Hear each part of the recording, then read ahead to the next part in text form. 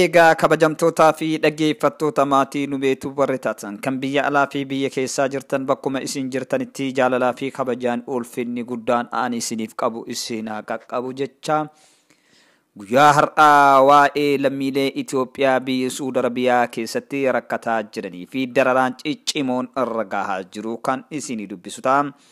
Ani kan isin faana turu Numeeru Huseenii hanga xumura oduu kiyyaatti akkana faana turtan kabajaan isin gaafadha.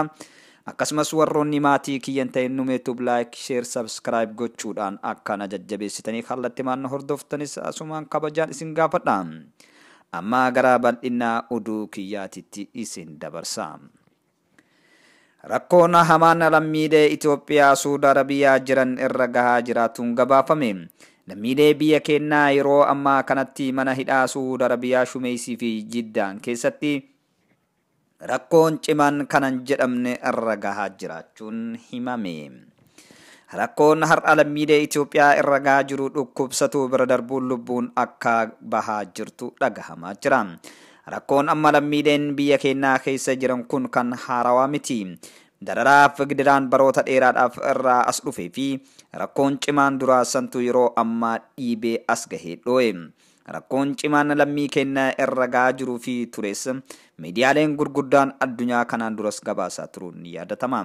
Ambaasiin maqaa lammiilee Itoophiyaatiin achi dhaabatee jirus rakkoo kana osoo arguu akka waan hin argine gochuu fi osoo dhagahuu gurra irraa cufatuun gantummaa isaa mul'ise. Miidhaan mana hidhaa Shumeysii fi Jiddaan keessa jiru dararaan ciccimaan lammii keenya kan Oromoo irra gahu bira darbee achi keessatti dhukkubsatuun beelaa fi dhibee adda addaatiin saaxilamuun akkasumas lubbuun hedduu darbuulleen himame. Aadaa fi safuun namummaa mulqabuun sadarkaa qaamni saalaa dhiirotaa irraa miidhaan cimaan gahee jira.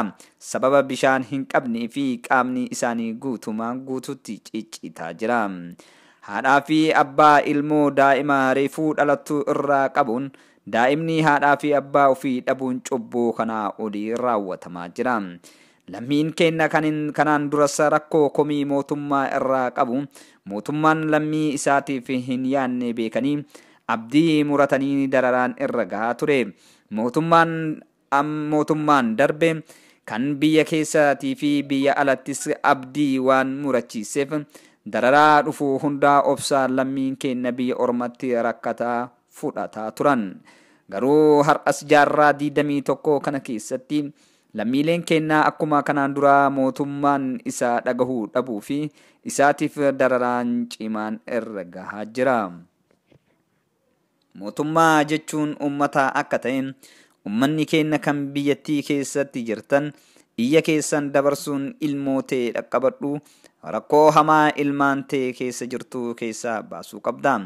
Miidiyaaleen walaba sagalee uummataa cunqurfamoo fi dararaan biyya ormaa keessatti irra gahaa jirtuuf sagalee ta'uun dirqama kee bahuu qabdan dhaamsa kenna.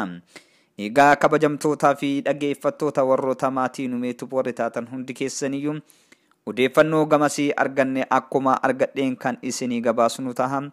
Har'aaf odeeffannoon argadhe kanumaan goolaba. Gaa yeroo biraa walitti deebinutti nagaa tura.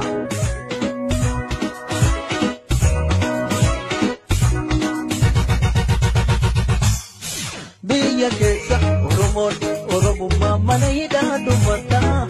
Manni hidhaa Oromoota guutame Oromiffaa dubbata.